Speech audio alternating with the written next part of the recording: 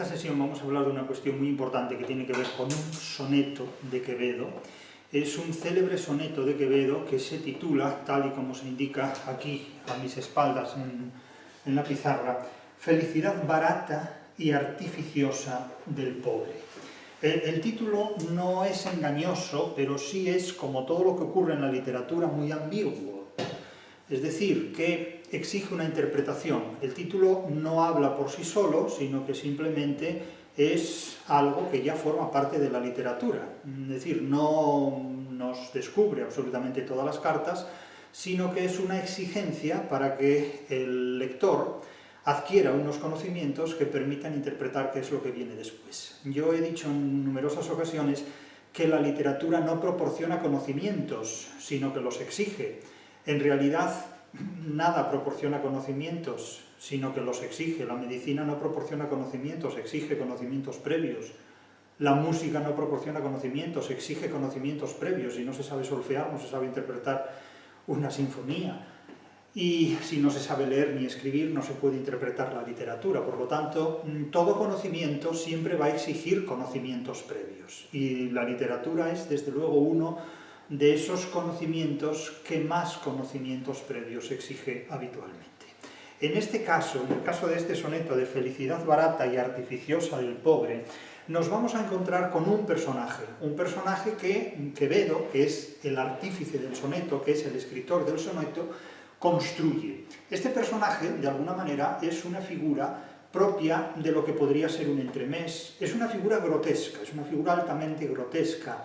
Es un ser humano aplebeyado completamente, tremendamente cínico, que de alguna forma expresa el ideario de cómo un pobrete, por utilizar el término del tango, un pobre de muy poca monta, valga la redundancia, trata de autosatisfacerse, trata de vivir dentro de lo que es una satisfacción, una felicidad muy de andar por casa o muy de andar por las calles y de alguna manera de sobrevivir. Ya el propio título del soneto, que resume su lema o tema fundamental, es enormemente cínico, porque qué felicidad puede haber en alguien que lleve la vida de este miserable cínico, además, que casi es más que pobre, es una especie de rufián, es una especie de bribón, de pequeño sinvergüenza, que no es mayor porque no puede, pero no porque no quiera.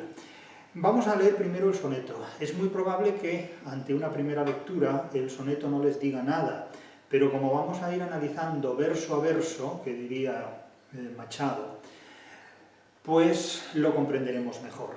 Este soneto también cabe interpretarlo dentro de lo que es un autorretrato, pero no un autorretrato del poeta que lo escribe, Quevedo, sino un autorretrato del personaje que Quevedo, que escribe el soneto, construye en este soneto. Es como si saliera al escenario un personaje que se presentara a sí mismo desde un punto de vista físico, prosopográfico, y también etopéyico, es decir, moral. Nos describe su propio carácter y nos describe también su propio aspecto físico, que vale más que no lo hubiera descrito. Le agradecemos que lo sugiera sin entrar en detalles, porque debe ser un esperpento de mucho cuidado. Casi un personaje propio de lo que luego Valle Inclán hará con sus propios personajes en muchas de sus farsas y obras de teatro. Es un personaje gracioso, cínico, pero con mucha gracia él.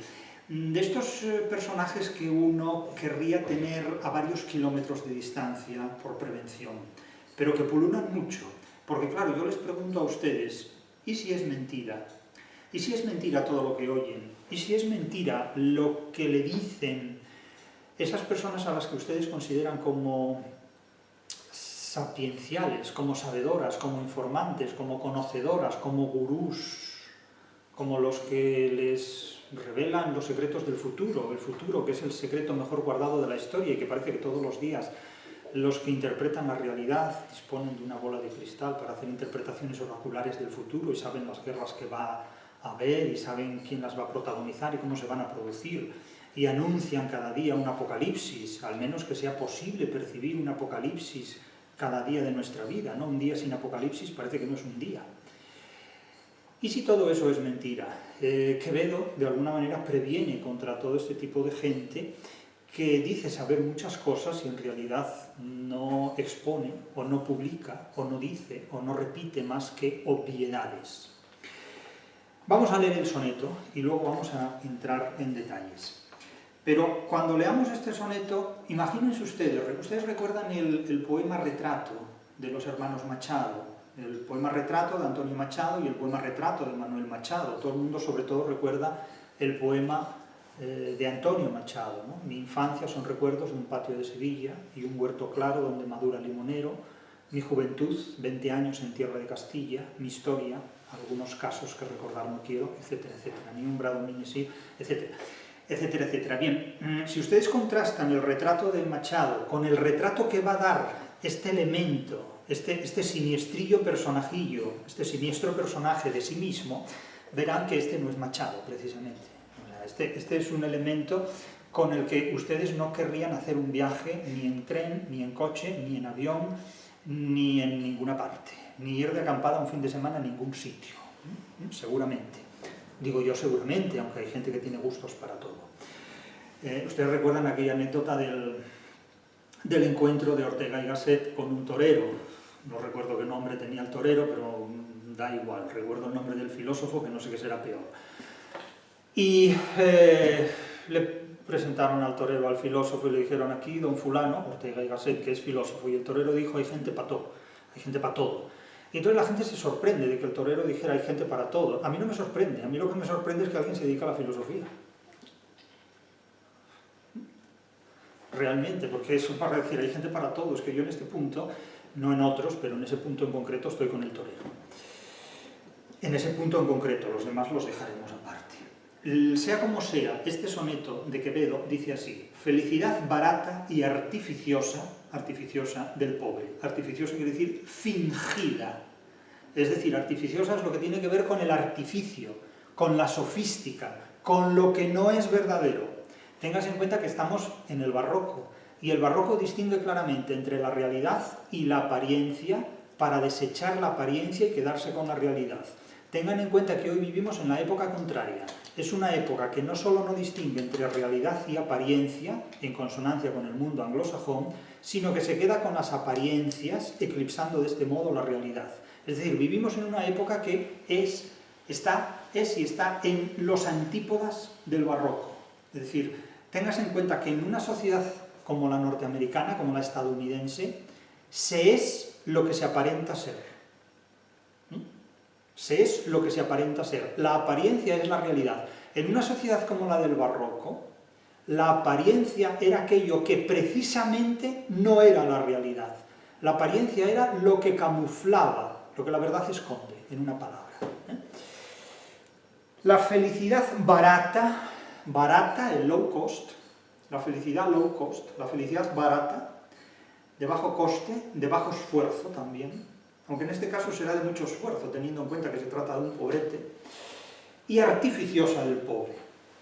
Leemos el soneto. Contesta gacha, toda charla escucho, dejo la chanza y sigo mi provecho, para vivir escóndome y acecho, y visto de paloma lo avechucho.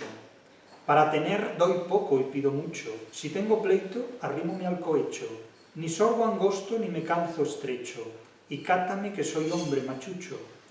Niego el antaño, píntome el mostacho, pago a Silvia el pecado, no el capricho, prometo y niego, y cátame muchacho.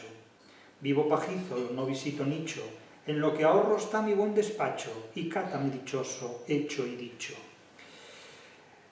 Ahora vamos a explicarlo, porque léxicamente, semánticamente, es indudable que este soneto contiene una serie de términos que en principio les van a resultar chocantes y que desde luego exigen un conocimiento previo en virtud del cual hay que interpretar semánticamente qué significado tienen estas palabras. Hemos dicho con frecuencia, y esta es una de las 13 tesis fundamentales de la crítica de la razón literaria, que la literatura es un inconmensurable diccionario en el que todas y cada una de las palabras, homónimas y polisémicas, todas y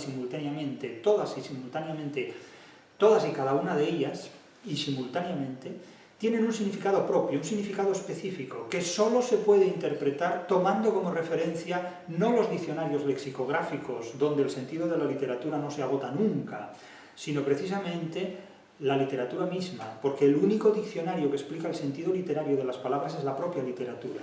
En la literatura las palabras poseen y adquieren un significado que no está registrado en los diccionarios lexicográficos. Es decir, las palabras en la literatura adquieren una resonancia semántica, adquieren una radioactividad semántica que los diccionarios lexicográficos nunca agotan. Y en el caso de Quevedo, mucho más. Este es un autorretrato, es el autorretrato de un cínico, es el autorretrato que forma parte de una literatura confesional, y pondremos un ejemplo más adelante tomado de los cuentos de Canterbury, de Geoffrey Chaucer. Pero piensen que, por ejemplo, en el Buscón del propio Quevedo se dice yo, señor, soy de Segovia, bla, bla, bla. Es también una presentación inicial que el personaje hace de sí mismo. Piénsese que Lazarillo, en esa tonalidad epistolar que constituye su declaración, también hace un retrato de toda su vida, en definitiva, hasta llegar al retrato de Machado, tan ascético, tan virtuoso él, tan modesto y tan prudente, ¿no? Estará desnudo como los hijos de la mar, es decir, en el último momento de su vida. Este es el autorretrato de un cínico descarnado, insisto, de un personaje aplebeyado y grotesco que en ese retablo que es el barroco de toda una sociedad, donde el extraordinario protagonismo que en la literatura adquieren los personajes más, si no infames, específicamente villanos o avillanados, de la literatura es enormemente importante. Ya digo que este personaje podría salir de un entremés. Es un personaje descarado, que se confiesa en su cinismo, naturalmente no ejerciéndolo, sino que así aquí simplemente se confiesa y no precisamente con arrepentimiento, ni en un sentido religioso ni teológico, se confiesa con descaro, con un descaro explícito, como iremos viendo. Es un personaje satírico y satirizado, porque el poeta se burla de él, pero él se burla, en definitiva, de la sociedad porque la engaña para sobrevivir. Es decir, utiliza el artificio del engaño para sobrevivir. Fíjense ya en el primer verso. Contesta gacha, toda charla escucho. Testa gacha es la cabeza baja. ¿En señal de sumisión? No, en señal de sumisión fingida. Va de pobrecito en la vida, va de coitadiño, va de pluvitín, ¿no? Dirían. Es decir, contesta gacha, como quien es un pobre hombre humilde, muestra humildad cínica. No llegamos al narcisismo de la humildad, que eso es lo que hacen muchos intelectuales, ¿no? Borges decía, no, yo en realidad soy un escritor muy poco importante.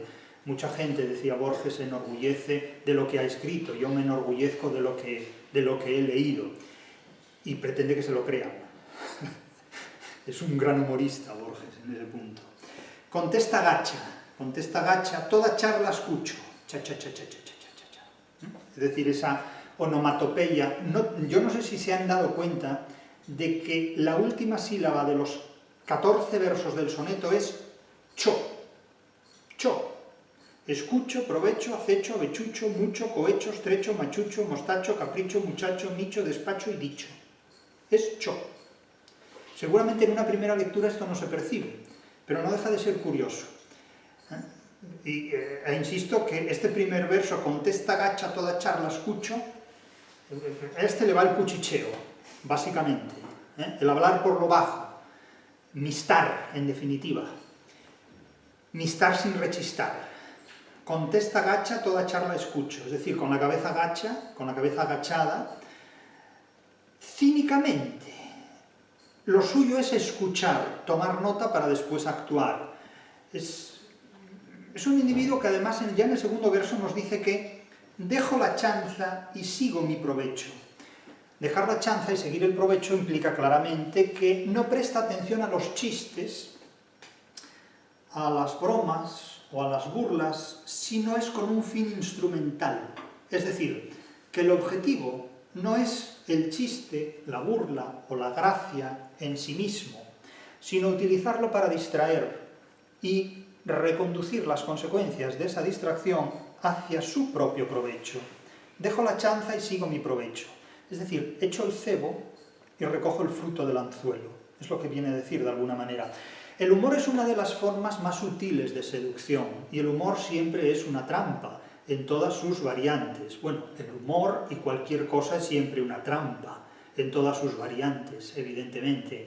Y las formas de la materia cómica, que son hasta 13 formas de la materia cómica, entre las cuales el humor es una de ellas, el humor, la ironía, el sarcasmo, el chiste, la caricatura, lo grotesco, el ridículo, el escarnio, la ironía, la sátira, etcétera, etcétera.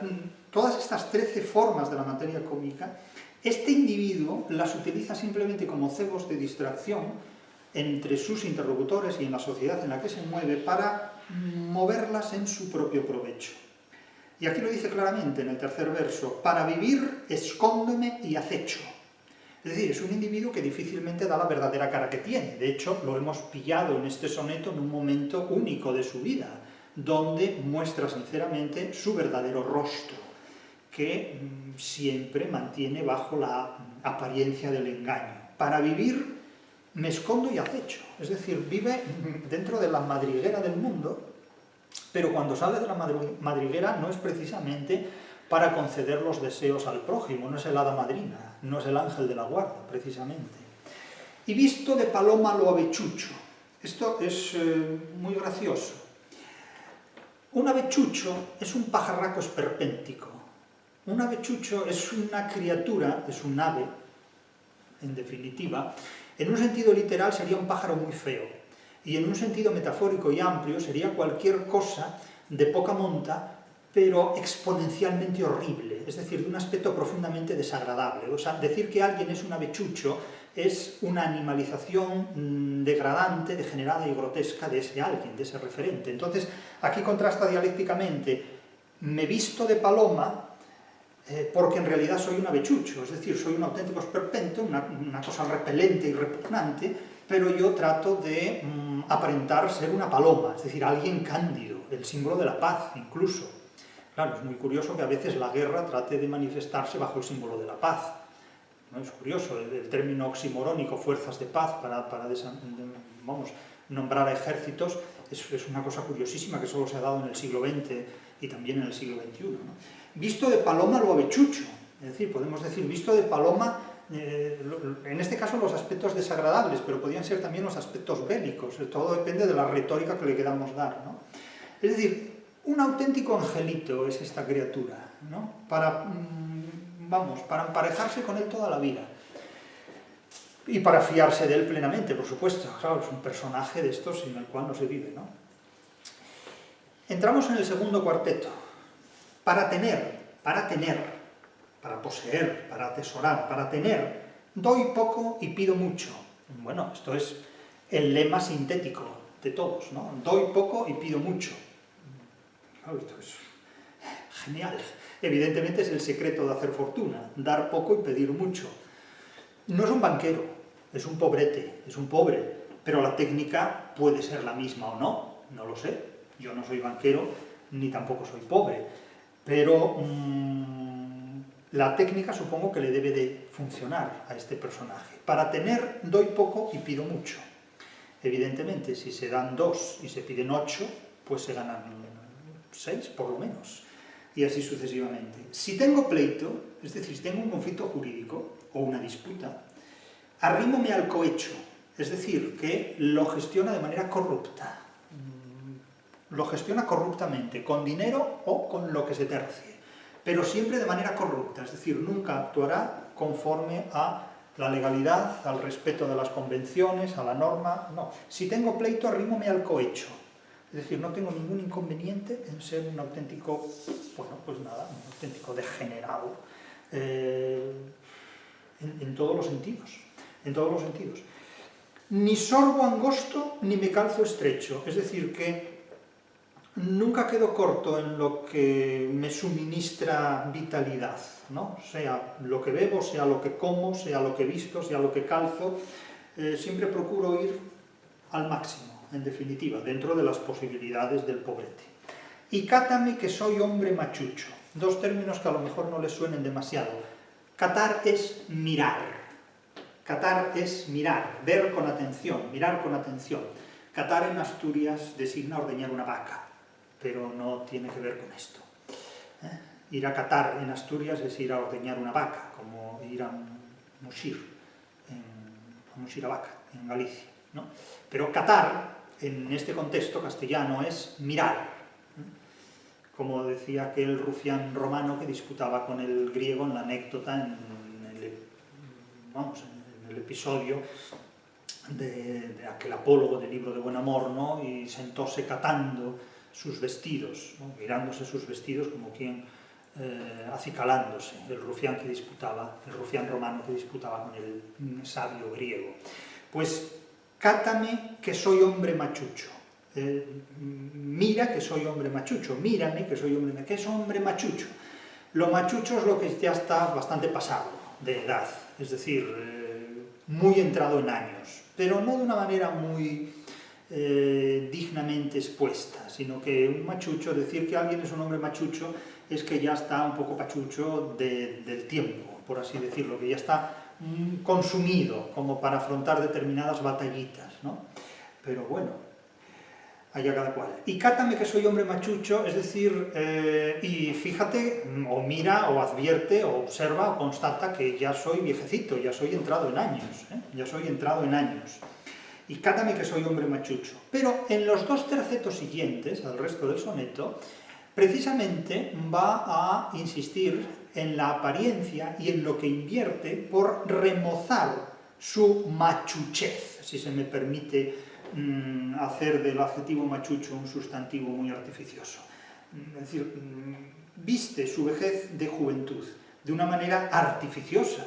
Tengan en cuenta que se está aquí, se apela, se está haciendo referencia a la artificiosidad del pobre, a la felicidad artificiosa y barata del pobre. ¿Cómo se las arregla para aparentar todo lo contrario de lo que realmente es? Porque el soneto se articula en un enfrentamiento dialéctico muy fuerte, muy intenso, muy expresivo entre la realidad y la apariencia. Es decir, entre la mentira y la verdad, en este punto, la mentira y la verdad. Tengáis en cuenta que el ser humano es la única especie que finge lo que no es ante los miembros de su misma especie. La mayor parte de los animales fingen lo que no son ante miembros de otras especies depredadoras. Pero en el caso del ser humano, la única especie depredadora del propio ser humano es el propio ser humano, en definitiva. Es una cosa bastante curiosa. No es que en otras especies no ocurra lo mismo, pero, en fin, hay muchas formas de canibalismo. Entramos en los dos tercetos. Niego el antaño, píntome el mostacho. Niego el antaño es niego el pasado, niego el paso del tiempo. Sería niego el antaño, afirmo el hogaño, podríamos decir, dialécticamente. Trato de negar mi vejez, trato de negar que ya no sea joven. Entonces, ¿cómo niego el antaño? Maquillando mi aspecto y tiñendo de negro el bigote. Es decir, tiño las canas, por así decirlo. En lugar de dejar el pelo en su estado natural, claro, no dice me hago un injerto de pelo, no, dice tiñome el bigote, píntome el mostacho. Pago a Silvia el pecado, no el capricho. Este es un verso muy significante en muchos aspectos. Claro, el pecado es un término que remite al ámbito teológico, al ámbito religioso. El capricho, si va antecedido del término pecado, puede estar relacionado también con el campo de lo teológico, de lo religioso y de lo pecaminoso. Pagar a Silvia el pecado puede suponer lo que estamos pensando, paga unos servicios, podríamos entender literalmente, y paga el pecado, pero no el capricho. Es decir, que si ustedes consultan, por ejemplo, el Levítico dice, en el libro cuarto de Levítico, versículos 1-5, dice: si alguien peca inadvertidamente en cualquiera de las cosas que el Señor ha mandado que no se hagan, eso es lo que se entiende por el capricho. Es decir, un pecado cometido de manera inadvertida, no con intención de ofender a Dios, sino ejecutado de manera inadvertida. Eso podría identificarse, según alguna hermenéutica bíblica, con el capricho y no con el pecado. Pero claro, la hermenéutica bíblica, confieso que para mí, es como el horóscopo. Siempre encuentra una interpretación. De hecho, la hermenéutica es, cuando se habla de literatura, como el horóscopo. Permite justificar cualquier cosa. Entonces son interpretaciones, a mi juicio, muy poco fiables. Son como los refranes. Si hay uno que diga una cosa y otro que dice la contraria y todos contentos, ¿no? Tengan en cuenta que hay refranes que dicen Quien duerme come, quien duerme se alimenta, y otros que dicen, quien mucho duerme poco aprende. Es decir, donde hay un refrán que hace una afirmación, hay otro que dice lo contrario: al que madruga Dios le ayuda, no por mucho madrugar amanece más temprano, ¿no? El buey solo bien se lame, avecilla que está sola ni bien canta ni bien llora. Es decir, que siempre encontramos una valoración moral que aisladamente puede resultar muy positiva, pero si la relacionamos con otra del mismo campo semántico, resulta que se sitúa en la posición contraria. Por lo tanto, el aforismo es una forma de quedar bien en un contexto, pero es absolutamente vulnerable en cualesquiera otros contextos. Y lo mismo ocurre con la hermenéutica bíblica y con la hermenéutica literaria. Todo lo que tenga que ver con la hermenéutica es una radioactividad semántica que, según donde estemos y ante quién hablemos y el contexto y la época, cambia completamente el significado. Es decir, la hermenéutica es una forma de legitimar lo que uno quiera decir en un determinado momento. Es como el echar las cartas o consultar el horóscopo. Siempre hay un ascendente, un planeta, un tránsito, una órbita, una ocurrencia que permite justificar todo. Pero así la literatura no se puede interpretar. Así lo que se puede camuflar es la artificiosidad del ingenio del pobre, o la artificiosidad de un ingenio pobre. El pago a Silvia el pecado y no el capricho puede tal vez hacer referencia a que paga con dinero pecados no cometidos con la intención de ofender a Dios, pero que de alguna manera tienen su componente lascivo. Puede querer decir eso, puede querer también decir otras cuestiones u otras apelaciones. No he encontrado una anotación a este verso de Quevedo, por el momento no la he encontrado, pero la seguiré buscando, que me resulte satisfactoria. Prometo y niego, es decir, incurre en promesas y en repromisiones, es decir, en promesas repetidas, que después las puede negar como si nunca las hubiera hecho. Es decir, es un cínico redomado, es un cínico profesional. Y cátame muchacho, es decir, aquí nos encontramos con una ploce o con una mesodiplosis o aposis. Tengas en cuenta que se repite en 3 ocasiones el imperativo cátame machucho, último verso del último cuarteto, cátame muchacho, último verso del primer terceto, y cátame dichoso, último verso del soneto, cátame machucho, cátame muchacho, cátame dichoso. Es decir, mirad que soy hombre viejo, ya entrado en años, veterano, significa sobre todo, veterano en el ejercicio del ardid, del engaño. Cátame muchacho, es decir, me disfrazo porque me pinto el mostacho, porque me tiño el pelo, porque pago a Silvia el pecado, no el capricho, porque prometo y niego, es decir, porque sigo teniendo la desenvoltura de la juventud, porque sigo teniendo la lujuria de la juventud. No diré que padece algo así como satiriasis, pero no lo descartaría, que padezca satiriasis. Prometo y niego, etc. Es decir, tiene, digamos, la sangre ardiente de la juventud para todo, para engañar, para vivir sexualmente desenfrenos, para pleitear, etcétera, etcétera. Cátame muchacho, ¿no? Último terceto. Vivo pajizo, no visito nicho. Vive entre pajas, vive pesebremente, pobremente, vive en un pesebre, ¿no? Es decir, pesebritamente, podríamos decir. No visito nicho. Este término Quevedo y el Siglo de Oro lo utilizan con frecuencia como una metáfora, en virtud de la cual ya lo he explicado en otras ocasiones. Un nicho es una concavidad, es una hornacina, en definitiva, donde se depositan cuerpos de difuntos o efigies de personas que pueden vivir o pueden haber fallecido, pero que de alguna manera, en este caso concreto, al hablar de un nicho, se puede hablar de una hornacina donde se recoge, donde se sitúa la imagen, la iconografía, la escultura de una persona ilustre, de una persona egregia. Como se sitúa una estatua sobre una columna, etc. Vivo pajizo, no visito nicho, quiere decir que vive entre pajas, no entre gente importante o a la sombra de gente importante, no visita iconos importantes, no visita personalidades importantes. En lo que ahorro está mi buen despacho, es decir, procura hacer un buen uso de los pocos recursos que tiene, y cátame dichoso, hecho y dicho.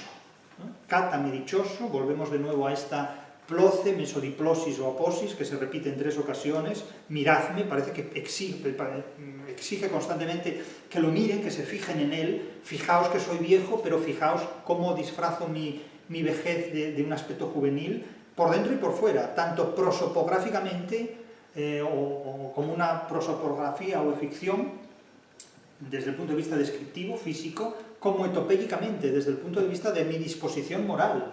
Me encanta el cohecho, la corrupción, el provecho, es decir, procuro sacar partido a todo, y cátame dichoso, es decir, soy feliz haciendo esto, porque no tengo otra alternativa, pero le saco mucho partido a la pobreza, es decir, soy un miserable, soy un cínico, soy un impostor, soy un engañador, en definitiva, y así vivo feliz. O sea, tengo vocación de ser un impostor, de ser una especie de rufián. Porque claro, aquí habla de la felicidad barata y artificiosa del pobre, pero es que este no puede decir soy pobre pero honrado. No, es pobre y rufián, básicamente.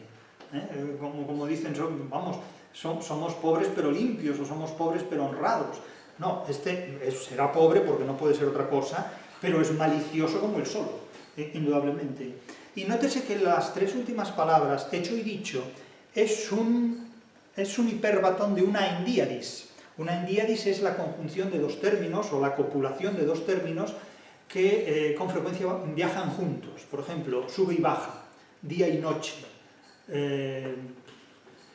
Cervantes y Shakespeare muchos anglosajones han hecho de Cervantes y Shakespeare una endiadis, ¿no? Como si los dos fueran iguales, ¿no? Es lo mismo que decir, pues no lo sé, un ácaro y el cometa Halley, por ejemplo, ¿no? Una cosa de estas, ¿no? Pues aquí lo mismo, pues un elefante y un ácaro, pues Cervantes y Shakespeare, bien, vale.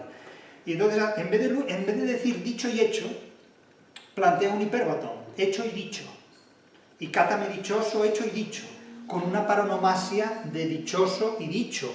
Es decir, cuando dicho puede resultar como un apócope de dichoso. Y cátame dichoso, hecho y dicho. Insisto, es un hiperbatón de una endiadis, dicho y hecho, y cátame dichoso, hecho y dicho. Es decir, es como si terminara con un auténtico redicho. Es decir, el final del soneto es como una especie de acumen, de declaración ingeniosa o de epifonema. Es decir, que está totalmente satisfecho de ser el cínico que es y se jacta de ello públicamente. Claro, recuerda de alguna manera, con mucha más gracia de la que tenía el Buldero de Canterbury, cuando en la peregrinación a Canterbury, y tengo aquí el texto delante y lo voy a leer, el Buldero de Canterbury le dice a sus interlocutores,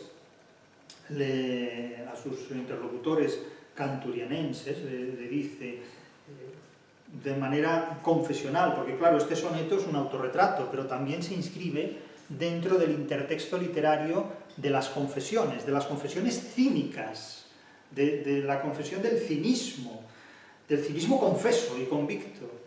Fíjense en las palabras de este Buldero, en la peregrinación a Canterbury. Hablamos del siglo XIV, 1387 puede ser la fecha de los cuentos de Canterbury. Esta treta, es decir, este ardid, esta trampa ingeniosa, me ha hecho ganar 100 marcos anuales desde que empecé este oficio de bulero. Bulero es el que vende bulas, es decir, indulgencias papales. Mi único objetivo es el provecho económico. Aquí lo mismo que este. Dejo la chanza y sigo mi provecho. El provecho económico. Los amigos del comercio. Aquí está de nuevo la economía. Fíjense que en la literatura, cada vez que aparece el dinero, aparece asociado a la corrupción y al engaño. Es una cosa constante en la literatura.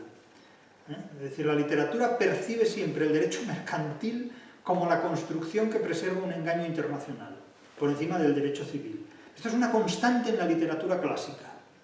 La desconfianza que hay hacia la ganancia económica es casi patológica en la literatura. No digo que esté justificada o que sea injustificada, digo lo que hay. ¿Tendrán sus razones? No lo sé. No soy Quevedo ni soy Geoffrey Chaucer. Mi único objetivo es el provecho económico, dice el Buldero. No me importa corregir el pecado. Este tampoco, este lo paga con dinero, el pecado. Paga el pecado a Silvia, no el capricho. No me importa corregir el pecado. Me importa un bledo que cuando se mueran se condenen. estas personas con las que trato. No hay duda, la mayoría de las predicaciones están fundadas en malas intenciones. Claro, aquí las predicaciones hacen apelación, hacen referencia a un contexto religioso, pero hay muchas predicaciones que no están dadas en un contexto religioso y que no responden a un contexto religioso. La mayoría de las predicaciones están fundadas en malas intenciones. Muchas veces oímos hablar a gente que nos predica y que nos predica bien porque vive bien. Bien predica quien bien vive, dice la paremia, dice el refrán. Pues este individuo ya declara abiertamente que la mayor parte de las predicaciones están fundadas en malas intenciones. Y no se equivoca. Son personajes del desengaño, son personajes que desengañan. Unas veces para agradar a la gente, adularla y obtener una promoción hipócrita. No se equivoca en absoluto. Es el caso del elogio, es el caso de la lisonja. ¡Ay, qué buena cara tienes, qué buen aspecto tienes! Le dicen esto a un avechucho, una cosa esperpéntica, ¿no? El "you are looking very well", ¿no? Por ejemplo, qué buen aspecto tiene usted, en realidad es un esperpento. Pero resulta que hay que congraciarse con esa persona, hay que llevarse bien con ella, pues porque nos puede promocionar, porque nos puede comprar un producto, etcétera, etcétera, ¿no? Y claro, el que oye esto, pues se lo puede creer o no, según, pero lo mejor es no creérselo nunca. Los elogios son siempre la forma de comunicación que utilizan las personas más torpes a la hora de comunicarse con alguien. O sea, el que más te elogia es el principal candidato a manipular intereses, por supuesto a traicionar, todo este tipo de historias. O sea, realmente cuando alguien elogia a otro, el que elogia se desacredita por completo. O sea, no pierdan el tiempo con elogios, pues porque eso es una tomadura, es hacer el ridículo en realidad. Si la gente supiera el ridículo que hace cuando elogia a otro, se callaría, o buscaría otras formas de engaño un poco más eficaces realmente, un poco más eficaces realmente. Unas veces para agradar a la gente, adularla y obtener una promoción hipócrita, otras a causa de la vanidad o de la malicia. No se equivoca en absoluto este personaje.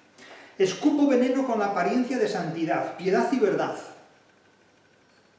Bien, era para decirle usted y el 99% de los seres humanos.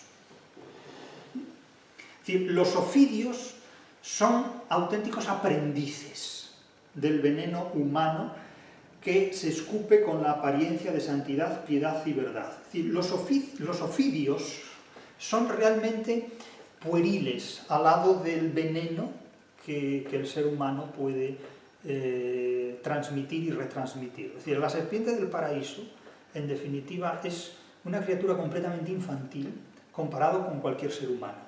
Por lo tanto, mucho cuidado con hablar mal de los animales en este punto, realmente, porque ya quisieran muchos tener la inteligencia de persuadir al prójimo de forma tan sencilla, tan elemental y tan básica como la serpiente del paraíso. O sea, es muy fácil engañar a dos criaturas inocentes, Adán y Eva. Lo difícil es engañar a criaturas que ya no sean inocentes. Lo difícil es engañar a un personaje como el protagonista de este soneto, o engañar a un personaje como el que habla aquí, como el buldero de Canterbury. Escupo veneno con la apariencia de santidad, piedad y verdad. Sé cómo predicar contra la avaricia, el vicio que mejor practico. En efecto, predica con el ejemplo. Con el ejemplo.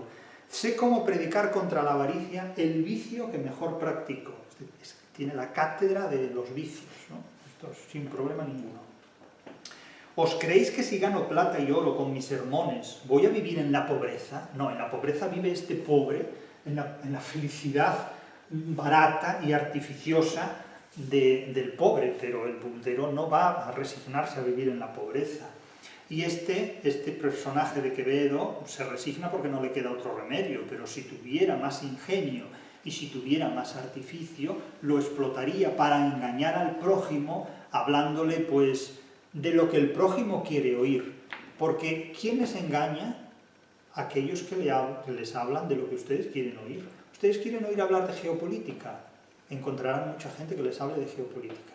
Ustedes quieren oír hablar pues de política, de ideologías, de sexo, de A, de B, de C y de D, encontrarán a mucha gente que les hable de esos temas. ¿Con intención de informarles? Ustedes sabrán. Eso ya depende de cada uno.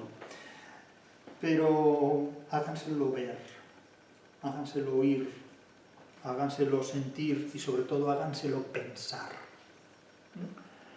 Sé cómo predicar contra la avaricia, el vicio que mejor practico. ¿Os creéis que si gano plata y oro con mis sermones voy a vivir en la pobreza? 1000 veces no. Nunca me pasó por el caletre tal cosa. Predicaré y mendigaré por los más distantes lugares. No me dedicaré al trabajo normal ni fabricaré cestos para mantenerme. El mendigar da para vivir. No voy a imitar a los apóstoles. Tendré dinero, lana, queso y trigo, aunque me lo proporcione el muchachito o la viuda más indigente del lugar, o aunque sus hijos estén muriendo de hambre. No. Beberé vino y tendré un amante en todas las ciudades. Puedo ser todo lo vicioso que queráis. Bueno, pues buen provecho. Que te pinte bien. Ahora, yo no pienso morder tu anzuelo en la medida de mis posibilidades y mi consciencia. Ahora, allá tú, con tus negocios y tu relación tan amistosa con el dinero, en definitiva. Este soneto, insisto, es el autorretrato del cínico y forma parte del intertexto literario universal en la literatura de la confesión cínica, del cínico que se confiesa y que se jacta además, sin ningún tipo de pudor, sin ningún tipo de vergüenza, porque no la tiene, de lo que es y de sus infamias en lo que supone la vida social y la convivencia social. Y tengas en cuenta que personajes de esta naturaleza son un auténtico motor social, porque además dinamizan enormemente la economía.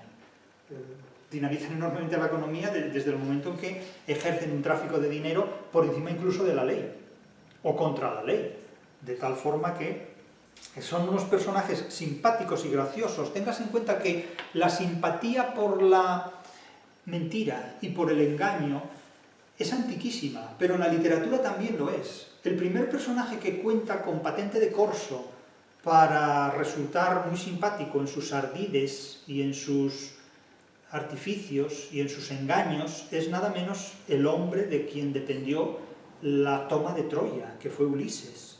Es decir, toda la confederación de los estados griegos, de los estados helénicos, gestionados por Agamenón, no eran capaces de penetrar las murallas de Troya, y fue más cuestión de maña que de fuerza, hasta que Ulises, en un momento dado, decide inventarse la construcción de un caballo de madera, dejarlo solo a las puertas de los muros de Ilión, de Troya, de lo que es la Ilíada, ¿no? Y ante la curiosidad de aquellos tontorrones, meten el troyano dentro, ¿no? Por eso siempre me sorprendió que en la informática se hablara de troyanos cuando en realidad deberían llamarse helenos, porque los que meten el problema dentro de su casa el problema es de contenido heleno, es decir, los virus no deberían ser troyanos, sino precisamente helenos, pero bueno, parece que no lo pillaron esto, ¿no? El caso es que el personaje que es artífice de ese artificio, valga la redundancia, de ese ardid, de ese engaño, es Ulises, y termina prácticamente en un día, con 10 años de guerra, sin abatir ni uno solo de los muros de la ciudad de Ilión, porque son los propios troyanos los que meten el problema heleno, las tropas helenas, en su propia casa, en su propio fortín, de tal forma que en la noche los soldados helenos salen del caballo, abren las puertas de la ciudad, entran los demás y cae Troya, poniendo fin a 10 años de guerra interminable. Los otros 10 años serán los que invierta Ulises en volver a Ítaca, a volver a su tierra, donde reinaba, y recuperar sus antiguas posesiones, y entre ellas también a Penélope. Total 20 años, 10 de Ilíada y 10 de Odisea. Pero este personaje, al que se le profesa una enorme simpatía, un enorme crédito, una grandísima reputación, es uno de los principales, por no decir el primero, de los grandes impostores de la literatura. Es decir, los engañadores, los timadores, los farsantes, siempre han gozado de un enorme crédito y una extraordinaria reputación. Y en muchos aspectos la literatura constituye un homenaje y un espléndido reconocimiento a estos cínicos, a estos impostores, a estos sofistas que han hecho del engaño una forma de vida profesional. Y desde luego en el siglo XXI esto está al alcance de cualquiera, realmente al alcance de cualquiera. Yo he dicho en numerosas ocasiones que actualmente la gente no tiene pájaros en la cabeza, tiene youtubers en la cabeza. Y a veces esto les induce a confundir el medio con el contenido. Incluso a algunos llegan a pensar que yo soy un youtuber. Es decir, esto solo lo puede pensar alguien que confunde naturalmente el contenido académico de una clase con el medio a través del cual esa clase se puede difundir. Evidentemente que esto se difunda a través de los medios disponibles no me convierte a mí en uno de esos medios disponibles. Es decir, yo no soy un youtuber, yo soy un profesor que graba sus clases, no es lo mismo. Ahora bien, si no sabemos distinguir la apariencia de la realidad, pues eso ya es una cuestión personal de cada uno en la cual yo no puedo entrar. Aquí me he limitado esencialmente a exponer una interpretación crítica de un soneto de Quevedo enormemente representativo, en el que se lleva a cabo el retrato de un cínico de proyecciones universales que con muy pocos recursos, con poquísimos recursos humanos, porque es un pobrete, como diría el tango, en definitiva, es alguien capaz de engañar al prójimo y de hacer del engaño una profesión y un medio de vida realmente singular. No quieran imaginar lo que este individuo haría si tuviera a su disposición los medios y los recursos que tienen y de los que disponen los grandes timadores y falsificadores del siglo XXI.